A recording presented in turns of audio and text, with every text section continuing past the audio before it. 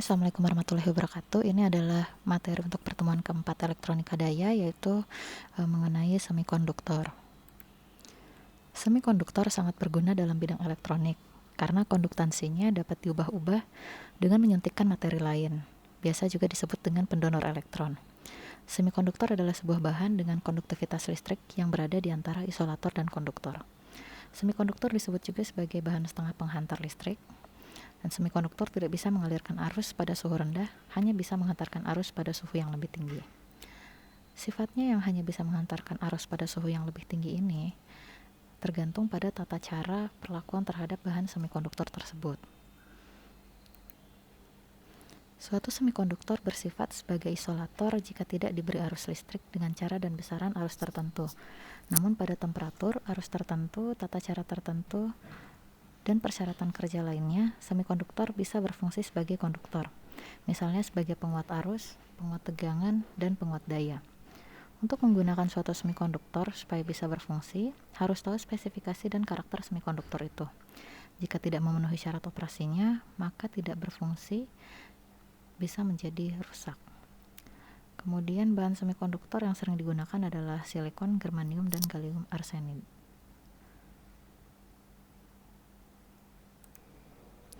Silikon, germanium, dan gallium arsenide merupakan unsur kimia.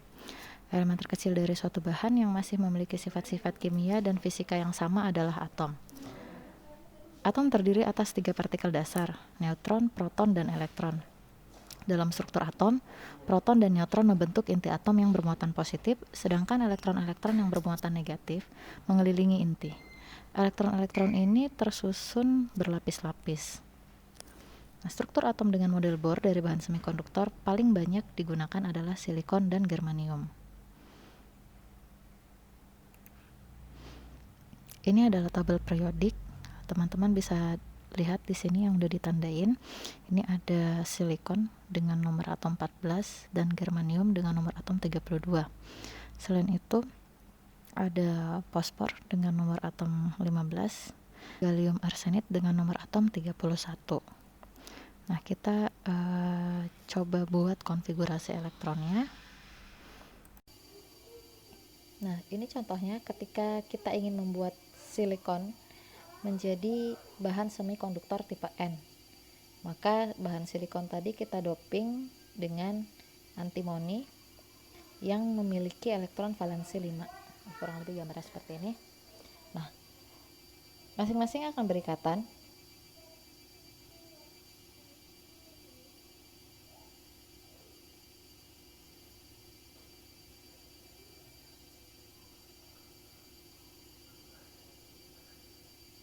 Nah, maka antimoni yang tadi punya 5 elektron valensi ini ada satu yang nggak punya teman.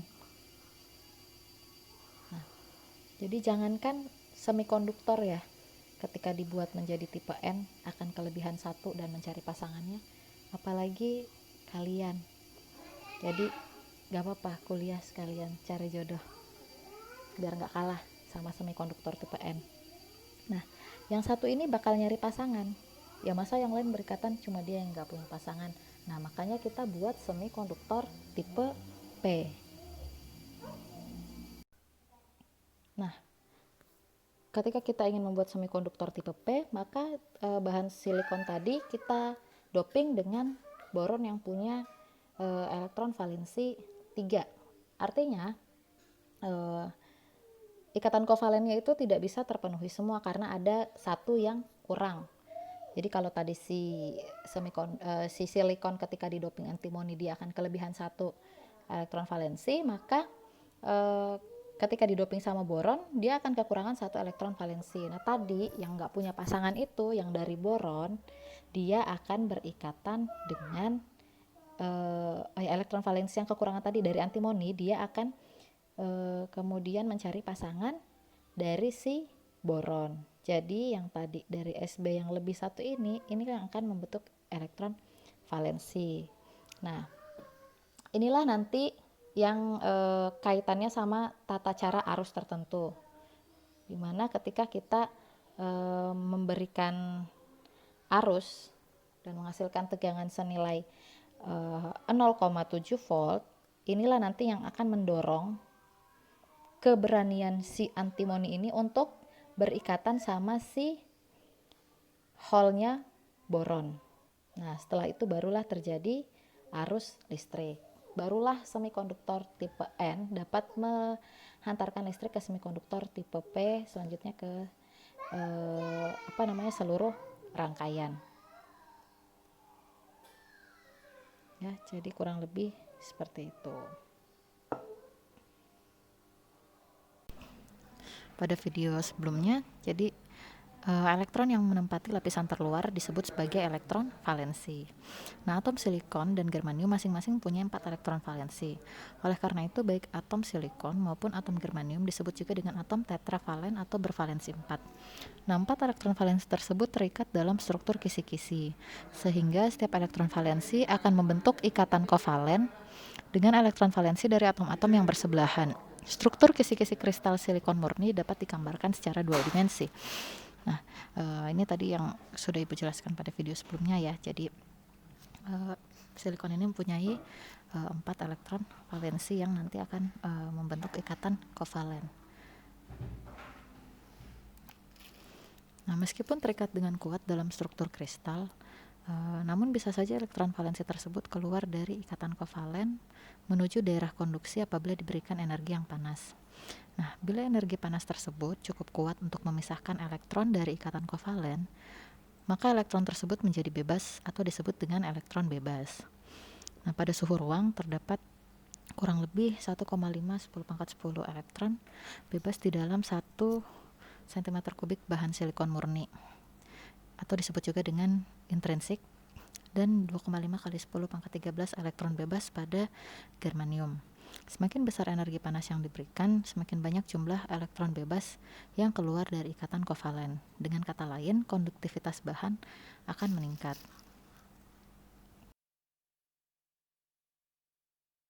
Masih murni atau semikonduktor intrinsik tadi akan diubah menjadi semikonduktor tipe P ataupun tipe N.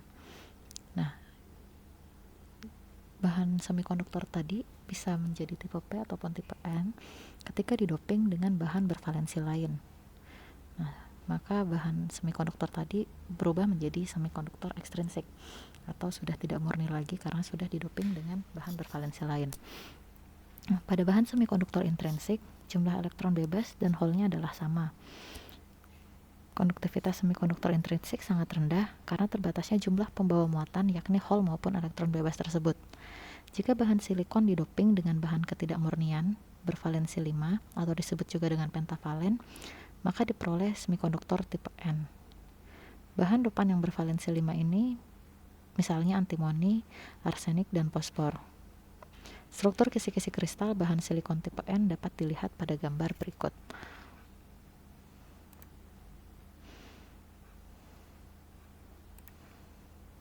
Nah, ini sama seperti yang sudah divideokan atau diilustrasikan di video sebelumnya ya.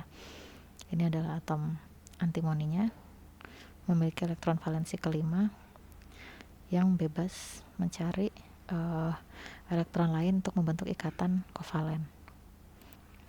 Nah, karena atom antimoni bervalensi 5, maka 4 elektron valensi lainnya itu mendapatkan pasangan ikatan kovalen dengan atom silikon, sedangkan elektron valensi yang kelima tidak mendapatkan pasangan. Nah, ikatan elektron kelima ini dengan inti menjadi lemah dan mudah menjadi elektron bebas karena dia tidak punya ikatan kovalen. Nah, karena setiap atom dopan ini menyumbang sebuah elektron, maka atom yang bervalensi 5 disebut dengan atom donor, dan elektron bebas sumbangan dari atom dopan ini pun dapat dikontrol jumlahnya ataupun konsentrasinya. Nah, dengan mendoping antimoni ke silikon, maka unsur kimia tersebut menjadi semikonduktor tipe N karena memiliki 1 elektron bebas, dan jumlahnya itu pun bisa semakin banyak tergantung dengan sumbangan dari atom dopannya. Meskipun bahan silikon tipe N ini mengandung elektron bebas, disebut juga sebagai pembawa mayoritas yang cukup banyak, namun secara keseluruhan kristal ini tetap netral karena jumlah muatan positif pada inti atom masih sama dengan jumlah keseluruhan elektronnya. Pada bahan tipe N, di samping jumlah elektron bebasnya meningkat, ternyata jumlah holnya atau pembawa minoritas menurun. Hal ini disebabkan karena bertambahnya jumlah elektron bebas, maka kecepatan hol dan elektron berekombinasi semakin meningkat, sehingga jumlah holnya pun menurun. Level energi dari elektron bebas sumbangan atom donor dapat digambarkan seperti pada gambar di bawah. Jarak antara pita konduksi dengan level energi donor sangat kecil, yaitu 0,05 elektron volt untuk silikon dan 0,01 elektron volt untuk germanium. Oleh karena itu, pada suhu ruang saja, semua elektron donor sudah bisa mencapai pita konduksi dan menjadi elektron bebas. Nah, perlu dipahami di sini elektron donornya baru menjadi elektron bebas, tapi belum berikatan karena belum mendapatkan pasangan elektron untuk membentuk ikatan kovalen. Bahan semikonduktor tipe N dapat dilukiskan seperti pada gambar berikut. Nah, karena atom-atom donor telah ditinggalkan oleh elektron valensinya, yaitu menjadi elektron bebas, maka menjadi ion yang bermuatan positif, sehingga digambarkan dengan tanda positif. Sedangkan elektron bebasnya menjadi pembawa mayoritas dan pembawa minoritasnya berupa hol.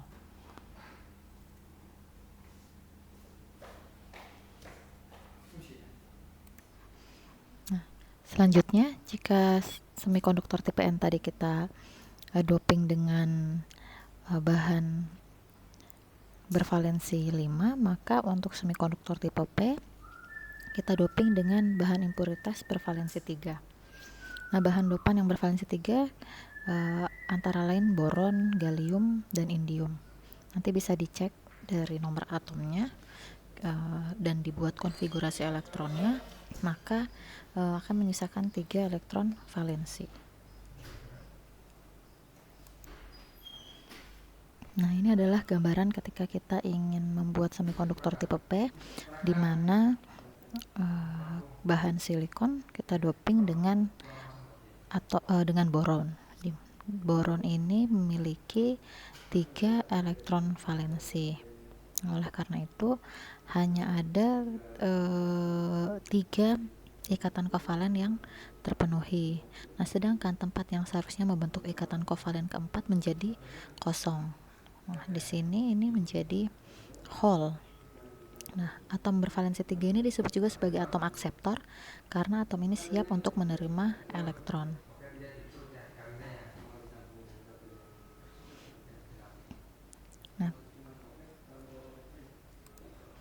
Nah, seperti halnya pada semikonduktor tipe N, secara keseluruhan kristal semikonduktor tipe P ini juga netral karena jumlah hol dan elektronnya sama. Nah, pada bahan tipe P, hol merupakan pembawa muatan mayoritas, karena dengan penambahan atom dopan akan meningkatkan jumlah hol sebagai pembawa muatan, sedangkan pembawa minoritasnya adalah elektron. Nah, ini adalah level energi dari hol akseptor. Bisa dilihat jarak antara level energi akseptor dengan pita valensi sangat kecil, yaitu sekitar 0,01 elektron volt untuk germanium dan 0,05 elektron volt untuk silikon.